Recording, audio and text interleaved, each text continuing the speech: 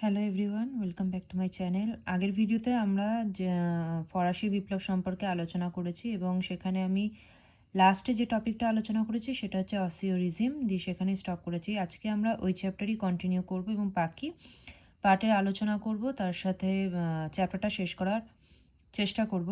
আজকে যেটা দিয়ে শুরু হবে সেটা হচ্ছে কেন ফ্রান্সকে ভ্রান্ত অর্থনীতির জাদুঘর বলা হয় এবং কেই বা বলেছেন। তো অ্যাডাম স্মিথ, যিনি একজন বিখ্যাত অর্থনীতিবিদ, তিনি কিন্তু ফ্রান্সকে ভ্রান্ত অর্থনীতির জাদুঘর বলে উল্লেখ করেছেন এবং তার পিছনে অনেকগুলো কারণ রয়েছে। তার কারণ হয়েছে যে চতুর্দশ লুই সিংহাসনে বসার পর থেকেই ফ্রান্সে নানা রকমের অরাজকতা লক্ষ্য করা যায়। শুধু তাই নয়, একাধিক যুদ্ধে লিপ্ত থাকার ফলে, একাধিক যুদ্ধে ফ্রান্স অংশগ্রহণ করার ফলে ফ্রান্সের দেখা যাচ্ছে যে অর্থনীতির যে রাজকোষ সেটা শূন্যের দিকে চলে আসছে এবং সেই রাজকোষের যে শূন্যতা সেটাকে মেটানোর জন্য রাজারা কি করছে না, সাধারণ মানুষের ওপরে করের ভার চাপিয়ে দিচ্ছে। ঠিক আছে, এটা হচ্ছে সবথেকে বড় কারণ, যার কারণে ফ্রান্সের সাধারণ মানুষ বা তৃতীয় এস্টেটের যে জনগণ তারা কিন্তু কর ভারে জর্জরিত হয়ে যাচ্ছে। এছাড়া ফ্রান্সের যে রাজারানী ছিল পরবর্তীকালে পঞ্চদশ লুই এবং তার পরবর্তীকালে ষোড়শ লুই যখন সিংহাসনে বসেন এবং যার সময়ই ফরাসি বিপ্লব হচ্ছে 1789 সালে, তখন দেখা যাচ্ছে যে রাজা রানীর অতিরিক্ত খরচা মানে খরচ, ঠিক আছে, বিলাসিতা, এতটাই তারা বিলাস ব্যসনে মত্ত থাকছেন যার ফলস্বরূপ যে জাতীয় আয়, সেই জাতীয় আয়ের খরচাটা কি হচ্ছে না, তাদের অমিত ব্যয়িতাতে, তাদের বিলাসিতায়, চাহিদাতে সেটা ব্যয় হয়ে যাচ্ছে। ফলে রাজকোষে যে অর্থনীতি সেটা কিন্তু প্রচণ্ড পরিমাণে দুর্নীতিগ্রস্ত হয়ে যাচ্ছে এবং শূন্যতে এসে ঠেকছে। এক কথায় বলতে গেলে ফ্রান্স দেউলিয়া হয়ে পড়ছে। এই যে রাজা রানী এবং তার কর্মচারীদের অতিরিক্ত পরিমাণে অব্যবহতি, ঠিক আছে, তাদের আর্থিক দুর্নীতি এবং তাদের অতিরিক্ত খরচার ফলে দেখা যাচ্ছে যে ফ্রান্সে প্রত্যেক বছর ফরাসি সরকার ঋণ নিচ্ছে এবং তার পরিমাণ কত, 32 কোটি লিব্র। প্রত্যেক বছর 32 কোটি লিব্র ব্যয় হচ্ছে এবং অন্য দেশ থেকে ঋণের পরিমাণ ঋণ নিচ্ছে, যার কারণে ঋণের জালেও কিন্তু ফ্রান্স জর্জরিত হয়ে পড়ছে। কৃষকদের থেকে রাজা দেউলিয়া হয়ে যাওয়ার ফলে রাজকোষে পরিমাণ কম, এত মানে রাজকোষের যে তোমার বলতে গেলে অর্থনৈতিক এই যে ডামাডোল পরিণতি, অর্থনীতি একটা শূন্যতায় চলে আসছে, এইটাকে মেটানোর জন্য, ঠিক আছে, কৃষকদের থেকে রাজস্ব সিংহভাগ আদায় করতে হচ্ছে রাজাকে।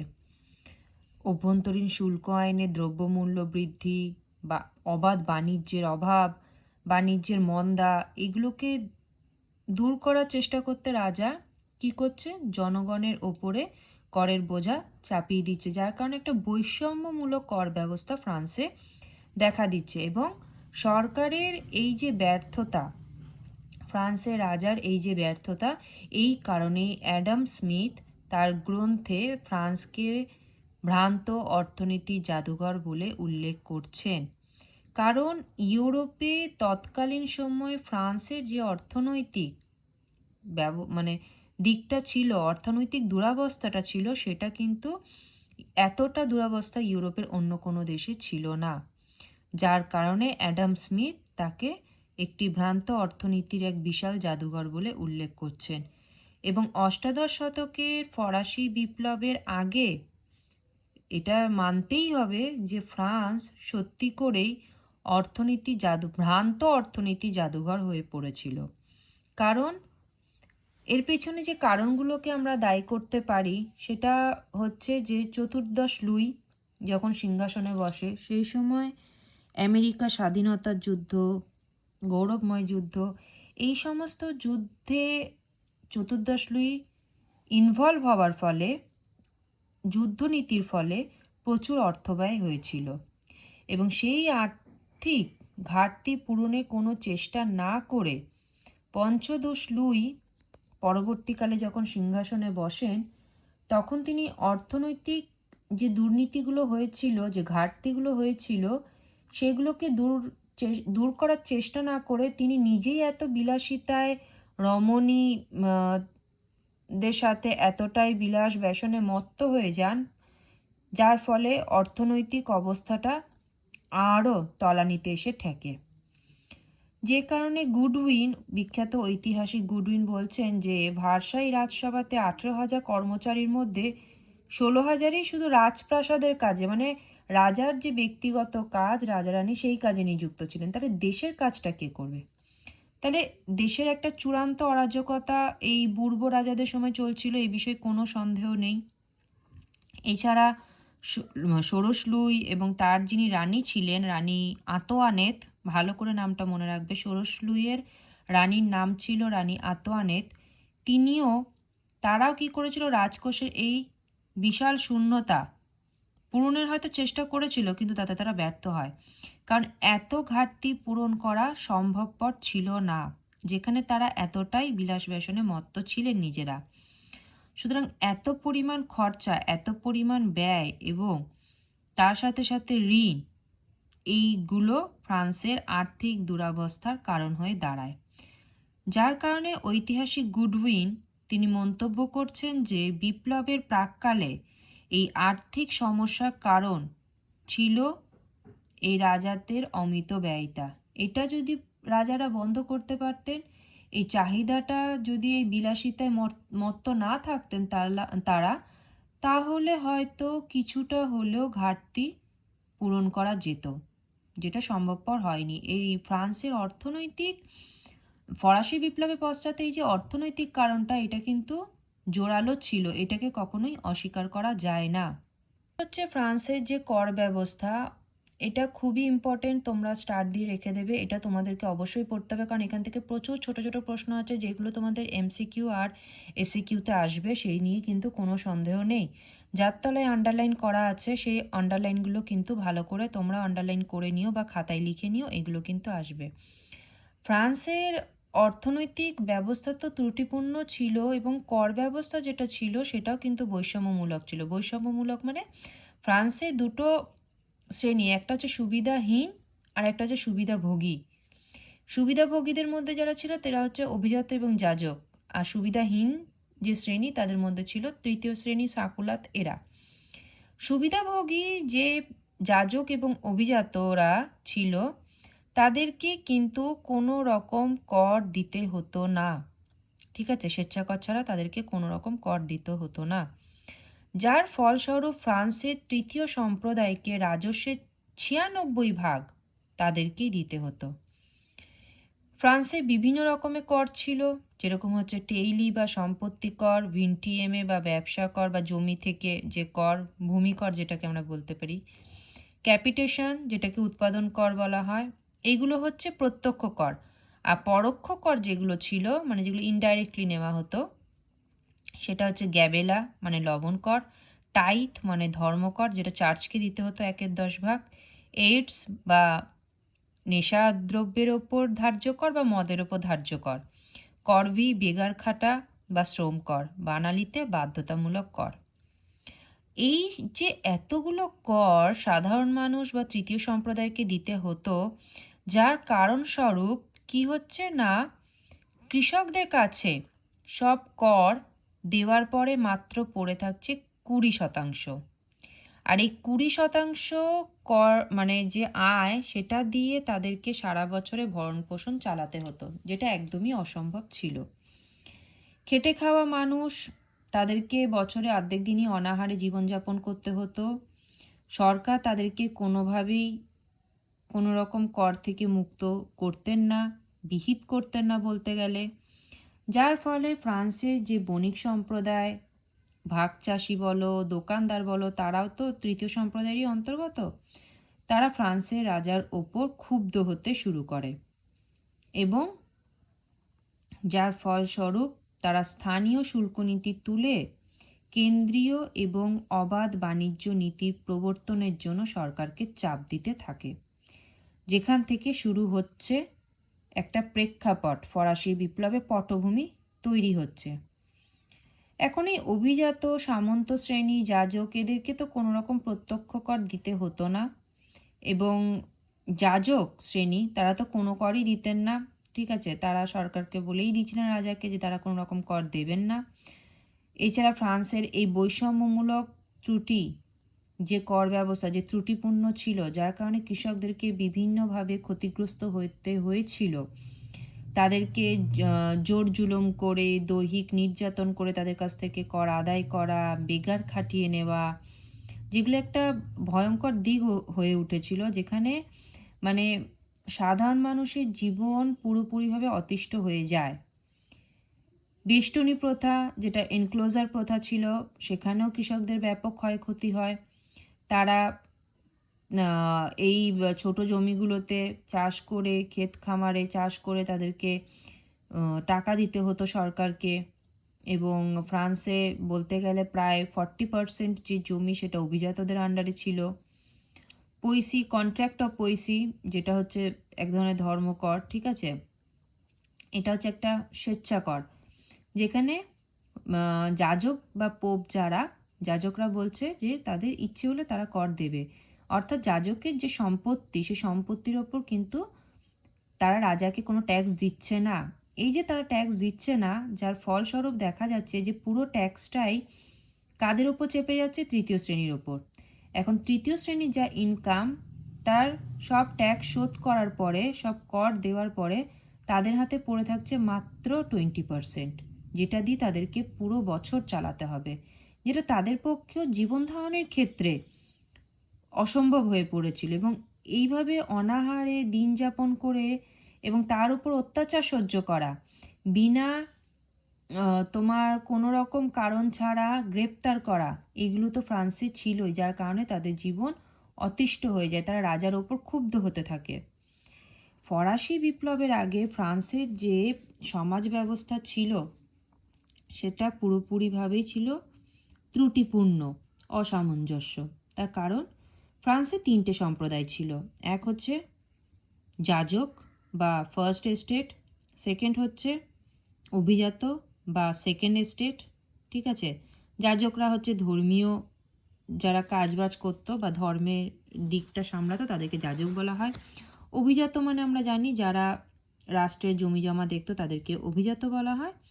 আর তৃতীয় সম্প্রদায় ছিল সাধারণ মানুষ, থার্ড এস্টেট বা বুর্জোয়া, যারা সমস্ত ফ্রান্সের যত সুযোগ সুবিধা ছিল সমস্ত সুযোগ সুবিধা থেকে বঞ্চিত হতো। সেই কারণে বিখ্যাত ফরাসি ঐতিহাসিক ভলতেয়ার এই 3টে শ্রেণীকে একটি জাতির মধ্যে 3টি জাতি বলে উল্লেখ করেছে। কারণ একটি জাতি এবং 3টি জাতি মানে এই যে তৃতীয় শ্রেণীর সংখ্যাই তো ফ্রান্সে বেশি, এবং তাদেরকেই সমস্ত করভার নিতে হচ্ছে, সেই জন্য। এবার আমরা পড়ব যাজকদের সম্পর্কে। এখন তোমাদের 4 নম্বরে প্রশ্ন আসতেই পারে যে ফ্রান্সে ফরাসি বিপ্লবের পূর্বে ফ্রান্সে যে সমাজ ব্যবস্থা ছিল সেই সম্পর্কে আলোচনা করো। তখন কিন্তু আমাদেরকে এই উত্তরটা লিখতে হবে। যাজক শ্রেণী, ফরাসি বিপ্লবের আগে যে টোটাল যে পপুলেশন বা জনসংখ্যাটা ছিল মোট, সেই জনসংখ্যার মাত্র 1,20,000 ছিল যাজক শ্রেণী বা ফার্স্ট এস্টেট। এবং তৎকালীন ফ্রান্সের যে রাজনৈতিক বিচার ব্যবস্থা, রাজস্ব সংক্রান্ত যে ব্যবস্থা, সমস্ত কিছুই কিন্তু এই ফার্স্ট এস্টেটরা ভোগ করত। মোট যে কৃষি জমি তার 1/5 ছিল চার্চের সম্পত্তি, মানে যাজকদের, তারা প্রচুর সম্পত্তির অধিকারী ছিলেন। এবং ভলতেয়ার বলছেন যে হিসেব করে যে 9 কোটি লিভ্র, আর নেকারের হিসাব অনুযায়ী 13 কোটি লিভ্র এই যাজকদের ভূসম্পত্তি ছিল। লিভ্র হচ্ছে যেরকম ভারতের রুপিস, আমেরিকার ডলার, সেরকম ফ্রান্সের টাকাকে লিভ্রতে তোমার গণনা করা হয়। তো লিভ্র হচ্ছে অ্যামাউন্ট, ঠিক আছে, টাকার যে সেটাকে বলা হচ্ছে। তো 13 কোটি লিভ্র নেকারের মতে, আর ভলতেয়ারের মতে 9 কোটি লিভ্র হচ্ছে মোট সম্পত্তি যাজকদের। এছাড়া পৈসির যে কন্ট্রাক্ট, যেটা 1561 সালে হয়েছিল, আন্ডারলাইন করে রাখবে সালটা, 1561 সালে কন্ট্রাক্ট অফ পৈসির মাধ্যমে যাজকরা বলেছিল যে তারা শুধুমাত্র স্বেচ্ছা কর দেবে, ডেসিম। যাজকদেরও কিন্তু আবার দুটো ভাগ ছিল, একটা হচ্ছে অভিজাত যাজক বা সমৃদ্ধ যাজক, আর একটা হচ্ছে পোশাকি যাজক, ঠিক আছে, বা নিম্ন যাজক। এই যে আর্চ বিশপ ক্যানন পোপ এরা সব হচ্ছে অভিজাত ধনী এবং অভিজাত কৃষক। তারা উচ্ছৃঙ্খল ছিল, তারা বিলাসী ছিল, হ্যাঁ, তারা নৈতিকভাবে তারা অধঃপতনের দিকে গেছিল। এবং প্রায় সারা দেশে দেখা যাচ্ছে এই ফরাসি বিপ্লবের সময়কালে তাদের সংখ্যা ছিল 142। আর অন্যদিকে ছিল নিম্নতর যাজক, এদের অবস্থা তো খুবই খারাপ ছিল, এমনকি উচ্চ যাজকরাও কিন্তু এদেরকে মানত না, ঠিক আছে, এবং এদের ওপর নানা রকম খারাপ আচরণ করত। গ্রামে যে সমস্ত যাজকরা ছিল তাদেরকে এই নিম্ন যাজকের মধ্যে ধরা হয়, তো এদের এদের সঙ্গেও কিন্তু খারাপ ব্যবহার করত। অভিজাত, এবার হচ্ছে অভিজাত শ্রেণী। তো ফরাসি সমাজে যারা সেকেন্ড এস্টেট বা দ্বিতীয় শ্রেণীতে যারা ছিল তারা হচ্ছে অভিজাত শ্রেণী। অভিজাত শ্রেণীদেরকেও দুটো ভাগে ভাগ করা হয়। 1789 অর্থাৎ হচ্ছে ফরাসি বিপ্লবের আগে এবং সেই সময় মোট অভিজাত শ্রেণীর সংখ্যা ছিল 3,50,000। তাহলে ফরাসি বিপ্লবকালে যাজকদের সংখ্যা ছিল 1,20,000 আর অভিজাতদের সংখ্যা ছিল 3,50,000 এবং মোট জনসংখ্যার প্রায় 6%। এদের নিজেদের জমি এদের দখলে ছিল 1/3। এছাড়া এরা যেটা করতো, ঠিক আছে, অর্থাৎ অভিজাতরা, তারা সরকারকে কোনো ট্যাক্স দিত না, কোনো প্রকার কোনো করই দিত না, এবং এরা খুব উচ্চাকাঙ্ক্ষী ছিল এবং সমস্ত যে সরকারি প্রপার্টি সেটা তারা হস্তগত করেছিল। নেক্সট হচ্ছে থার্ড এস্টেট অর্থাৎ তৃতীয় শ্রেণী। পঞ্চদশ শতাব্দীতে ফ্রান্সে এই থার্ড স্টেট কথাটা প্রচলিত হয় এবং ফরাসি জনসংখ্যার প্রায় 93 থেকে 96% ছিল এই থার্ড স্টেটের মানুষ। থার্ড স্টেট কি, ঠিক আছে, তৃতীয় সম্প্রদায় কি, এবং ফরাসি জাতি বলতে যেটা বোঝায় সেটা সবটাই হচ্ছে থার্ড এস্টেট, এটা বলছেন অ্যাবিসিয়াস। হোয়াট ইজ থার্ড এস্টেট, এইটা কে বলছেন? অ্যাবিসিয়াস। ফ্রান্সে সব জায়গায় তৃতীয় শ্রেণীর মানুষরা বসবাস করত। যাজক এবং অভিজাতদের পরে এদের স্থান ছিল। এরা মূলত ছিল মধ্যবিত্ত এবং বুর্জোয়া শ্রেণী। তোমরা কৃষক থেকে শুরু করে কৃষক, শ্রমিক, বণিক, ব্যবসায়ী, পুঁজিপতি, শিল্পপতি, উকিল, ডাক্তার, আইনজীবী, শ্রমিক সবাই ছিল কিন্তু এই থার্ড স্টেটের মানুষ। এদের মধ্যে শিক্ষিত মানুষও ছিল, শিক্ষকও ছিল, আবার কৃষক শ্রমিকও ছিল। চিন্তাভাবনা এরা প্রগতিশীল ছিল এবং অর্থনৈতিক অবস্থাও হয়তো কিছু কিছু জনের খুব ভালো ছিল। তৎসত্ত্বেও এদেরকে সমাজে এদের কোনো স্থান ছিল না। এদের কাছ থেকে প্রচুর পরিমাণে অন্যায়ভাবে কর আদায় করা হতো এবং বলতে গেলে রাষ্ট্রীয় মর্যাদা থেকে এরা বঞ্চিত হতো। এটাই ছিল থার্ড স্টেটের পরিস্থিতি। এছাড়া ফরাসি সমাজে সবচেয়ে বেশি পীড়নের যারা শিকার হতো, সব থেকে বেশি যাদের উপর অত্যাচার করা হতো সেটা হচ্ছে কৃষক এবং শাকুলাত শ্রেণী। এরা জমিদার, যাজক, অভিজাত শ্রেণী সমস্ত কিছু থেকে বঞ্চিত। সবাই এদের উপর অত্যাচার করতো। এরা বেগার শ্রম দিত, বেগার খাটতো, এদের উপর অত্যাচার করা হতো, যার কারণে এত শোষিত হওয়ার পরে একটা সময় আসে যখন তারা এর বিরুদ্ধে প্রতিবাদ করে, যেটা হচ্ছে ফরাসি বিপ্লবের মধ্য দিয়ে। এটা হচ্ছে ফরাসি সমাজের সমাজ ব্যবস্থা। তাহলে সমাজ ব্যবস্থা তিনটে শ্রেণীতে বিভক্ত ছিল: ফার্স্ট স্টেট বা যাজক, সেকেন্ড স্টেট বা অভিজাত, থার্ড স্টেট বা বুর্জোয়া শ্রেণী বলো, কৃষক শ্রেণী বলো, তারা তৃতীয় সম্প্রদায়। এবং এই তৃতীয় সম্প্রদায় সমাজে কি অবস্থান ছিল সেটাও আমরা দেখলাম। এরপর এই যে ফরাসি রাজারা কিন্তু দৈব রাজতন্ত্রের ধারণায় বিশ্বাসী ছিল, যেটা কি এবার আমরা পড়ব। আসলে ঐশ্বরিক মতবাদ বা ডিভাইন রাইটস থিওরি, অর্থাৎ ঈশ্বরের চেষ্টায় ইচ্ছাতে রাষ্ট্রের সৃষ্টি হয়েছে এবং ফ্রান্সের যে রাজারা তারা হচ্ছেন ঈশ্বরের প্রতিনিধি, অর্থাৎ ঈশ্বর তাদেরকে পাঠিয়েছেন, মানে তারা হচ্ছে গডের রিপ্রেজেন্টেটিভ। এখন এই যে তারা রিপ্রেজেন্টেটিভ হয়ে উঠেছে, এবার ব্যাপারটা হচ্ছে যে আমরা তো ঈশ্বরকে ভয় পাই সব থেকে বেশি।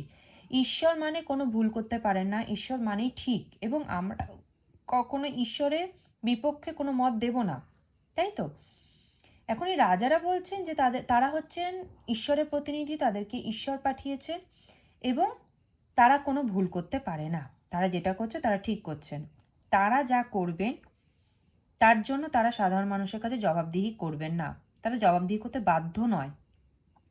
জনগণ রাজাকে নির্বাচন করেনি, রাজাকে কারা নির্বাচন করেছে? ঈশ্বর রাজাকে প্রতিনিধি হিসেবে শাসন কার্যে দায়ভাগ দিয়ে পাঠিয়েছেন। তাই রাজাই হচ্ছে সর্বশ্রেষ্ঠ, রাজা সকলের কাছে পূজনীয়, কারণ যেহেতু তাদেরকে ঈশ্বর পাঠিয়েছেন, তাই সে যা করবে সেটাই ঠিক। এই দৈব রাজতন্ত্রের কথা বলে তারা নির্লজ্জভাবে স্বৈরাচার স্বেচ্ছাচার করে বেরিয়েছে এবং নিজেদের ভাবমূর্তি সকলের সামনে উজ্জ্বল করার চেষ্টা করেছেন। প্রাচীনকালে এই ধারণার উৎপত্তি হয়েছিল। আমাদের ভারতীয় গিয়াসুদ্দিন বলবন তিনিও নিজেকে আল্লাহ ছায়া বলে মনে করেছেন, যেটা আমরা ক্লাস 7-এ পড়েছিলাম, এবং তিনি নিজেকে নিজের যে ভাবমূর্তি সেটা সকলের সামনে তুলে ধরেছেন, অর্থাৎ ঐশ্বরিক তত্ত্বকে। চীনের যে রাজারা ছিলেন তারাও নিজেদেরকে বলতেন যে তারা ঈশ্বরের পুত্র বা সন অফ গড। চীন ঈশ্বরের সৃষ্টি, এটাও তারা মনে করতেন যে চীনটা হচ্ছে একটা পবিত্র ভূমি, এবং তারা একটা সময় ছিল যখন চীনারা মনে করতেন যে পৃথিবী মানেই হচ্ছে শুধুমাত্র চীন ছাড়া যে আর কোনো কিছু আছে সেটা তারা মনে করতেন না, ঠিক আছে? এবং ফ্রান্সের চতুর্দশ লুই, পঞ্চদশ লুই, ষোড়শ লুই, এই যে বুর্ব রাজারা, এরাও কিন্তু এই দৈবতন্ত্রে বিশ্বাসী ছিলেন, যার ফলে ফ্রান্সের যে পূর্ব বংশের রাজাদের দৈব রাজতন্ত্রের যে ত্রুটিগুলো, যার ফলে তারা স্বৈরাচারী হয়ে ওঠে এবং এই তত্ত্বে বিশ্বাসী হয়ে তারা যে ফ্রান্সের যে পার্লামেন্ট, ঠিক আছে, স্টেট জেনারেল, সেটা 175 বছর তারা বন্ধ করে রেখে দিয়েছিল, যেখানে সাধারণ জনগণ রাজাদেরকে কোনো প্রশ্নই করতে পারতো না। রাজা জনগণের থেকে নিজেকে পুরোপুরিভাবে ডিটাচ রেখেছিলেন, পুরোপুরিভাবে আলাদা বা বিচ্ছিন্ন করে রেখেছিলেন, যার ফলে রাজার এই স্বৈরাচারিতা, দুর্নীতি, এগুলোর ফলে না মানুষ ভয়ে অতিষ্ঠ হয়ে যায়, মানুষ ক্ষুব্ধ হতে শুরু করে, এবং তখন ফ্রান্সে যারা দার্শনিক ছিলেন, ফিলোসফাররা, তারা এই দৈবতন্ত্রের ধারণাকে নির্মূল করার চেষ্টা করেন। মন্তেস্কু, রুশো, ভলতেয়ার, এরা তাদের লেখনীর মাধ্যমে সকলের সামনে, জনগণের সামনে রাজার এই মিথ্যাচারিতা যে ভাবমূর্তি সেটা তুলে ধরেন, যেটা কিন্তু ফরাসি বিপ্লবে গুরুত্বপূর্ণ ভূমিকা পালন করেছিল। এতদূর যদি তোমরা পড়া বুঝতে পারো তাহলে ভিডিওটিকে তোমরা সাবস্ক্রাইব করে দিও। পরের ক্লাসে আমি ফরাসি বিপ্লবের বাকি অংশটুকু পড়াবো, এবং ভিডিওটি কেমন লাগলো অবশ্যই তোমরা কমেন্ট বক্সে জানিও। তোমাদের যদি কোনো কিছু বলার থাকে সেটাও কিন্তু তোমরা বলতে পারো, আমি চেষ্টা করব সমস্ত কিছু কোয়েশ্চেন আনসার সমস্ত কিছু দিয়ে তোমাদেরকে সাহায্য করার। সবাই ভালো থেকো, ভালো করে পড়াশোনা করো।